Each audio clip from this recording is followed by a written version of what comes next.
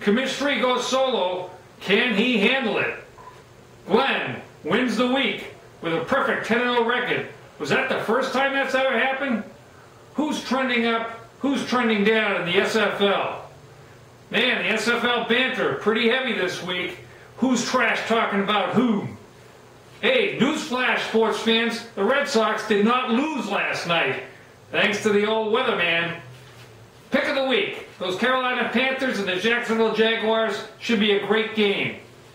What are some other good games to watch for this week? Maybe Notre Dame, Pittsburgh, I don't know. Also, Commish 3 going up to UNH next week to see the Holy Cross Crusaders play the Wildcats. Should be a great game. Looking forward to it. Hey, by the miracle of the telephone, I happen to have a guest on our show today. Hello. Hello, Commish 3 and the sports fans. Thanks for having me on remotely. Hope you can pick this up. Yeah. Talk to you soon. Great. All right. Glenn, just for the record books, there were two other 10-0 records for weekly wins. One by Mary, and who was the other one, Commish 2? Mark. Mary and Mark, and believe it or not, it was in subsequent weeks. Back in 2003, Commish? 2003, back-to-back weeks. Back-to-back weeks. Very impressive, but Glenn, it's been a long time. It's kind of like the Triple Crown. It's a record that's difficult to make, but once it's been done, it's a long time before it gets done again. How about the 0-10s, Commish 2? Has there ever been an 0-10?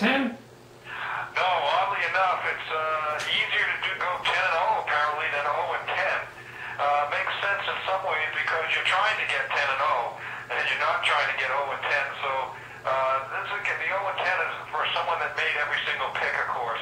That's never happened in the history of the league. So that would be akin to, well, I don't know. I mean, no record because there isn't such a record. So how could you have a record if it didn't happen? Yeah. But I like your Triple Crown. Another one could be that, what is it, 56? Oh yeah, the hitting streak by Joe DiMaggio. Yeah, 56-game hitting streak.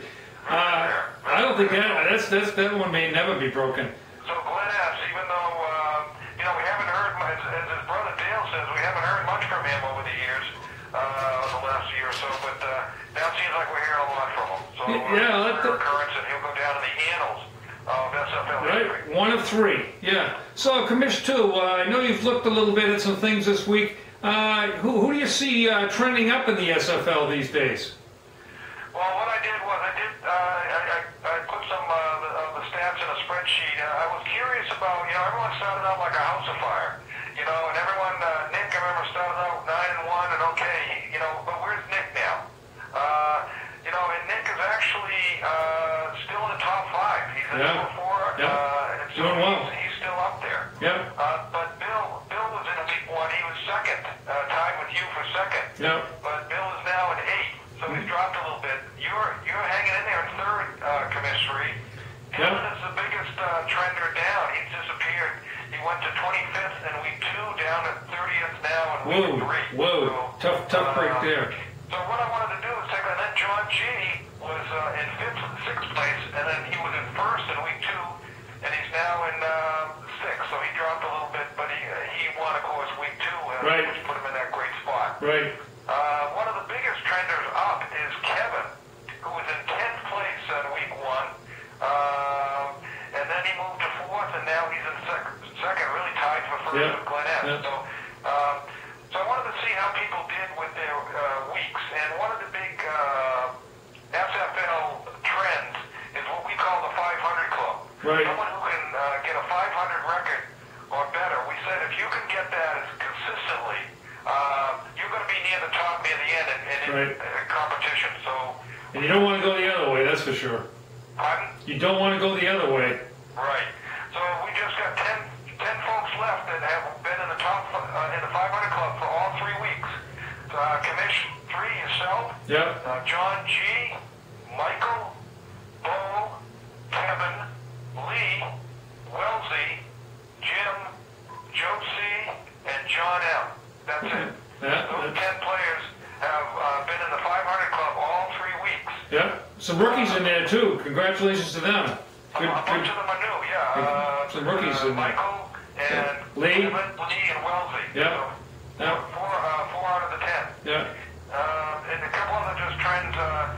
Kevin has trended up every week. He started at six wins, went to 7, went to 8. 6, 7, and 8 wins. So he's up. And Michael has been down from his start.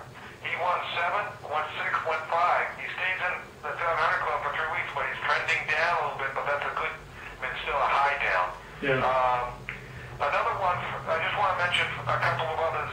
Francine. You know, she was supposed to. You picked. It was my pick for the championship, right? Yeah, and she's a down. She started at 5, went to 4, went to 3, and she's got. So. What place is she in now currently? Pardon? What place is she in currently? Currently she is in. Francine. I gotta go down. 39th place. Woo!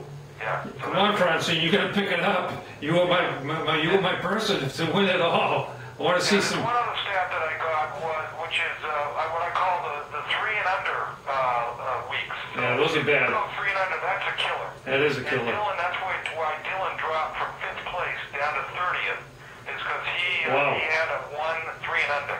On week 2, we went 2 and 8.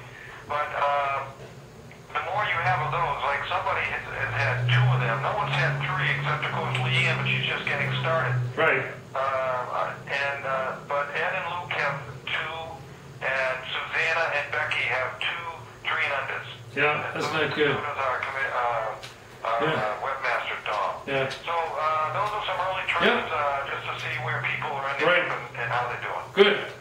Thank you very much, Commish. Good analysis there, and I want to move on to some of the SFL banter this week. Boy, very, very busy on the emails this week. The Carolina Panthers and Cam Newton brought out a lot of comments based on Commish 2's comments saying, how does Carolina turn it around so quickly?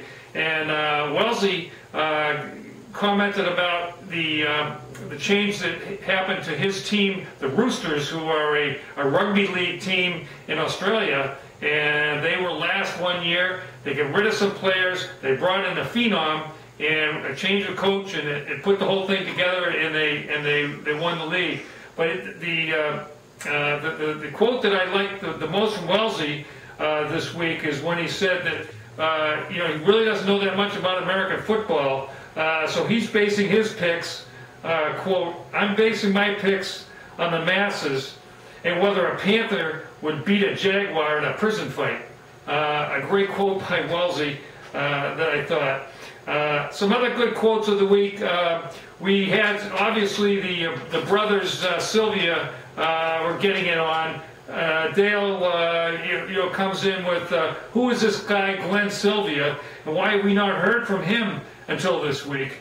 And of course, Glenn comes back and says, Glenn Sylvia is the guy 32 lines higher than you on the SFL standings. Take that, Dale.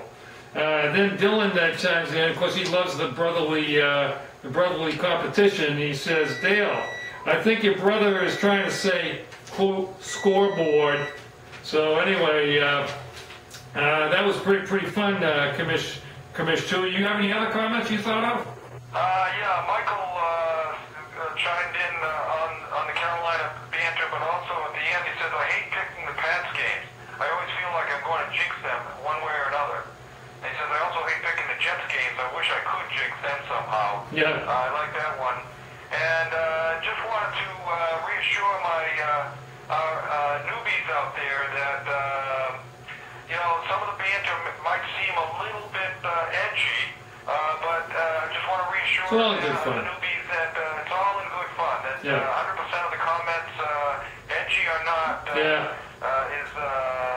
just everyone's having fun out there. And Commish 2 and Commish 3, we take our licks, but we keep on ticking. And Ellen, of course, we're beginning to think that possibly her strong argument was because apparently her review of looking at people's picks and who's making them must have been essential to her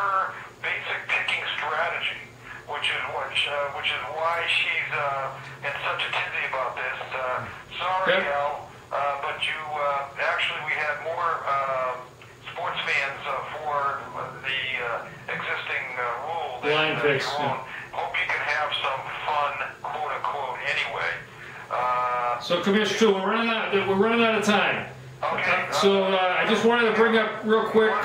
Go ahead. What do you talk about next week? Yeah, next week. I wanted to say. Co-host for next week. Yeah, I want to. Very important. Next week, Commission 3 is going up to UNH to see Holy Cross play the UNH Wildcats, and we're going to have a show up at UNH. We're going to have a guest host for the show, who's going to be Bo Cheever, who attends UNH. For those of you who may not know that, and looking forward to it, Bo. And Commission 3 has a new job. I mean, Commission 2 has a new job, by the way, ladies and gentlemen. He's the assistant coach of the Somerville Thunderbolts, and the head coach is one of our other SFLs, Natalie. So congratulations, Commission 2, on the new job, and Natalie for coaching the team. So good luck to you guys. So have a great week, and looking forward to next week up at UNH. Thank you.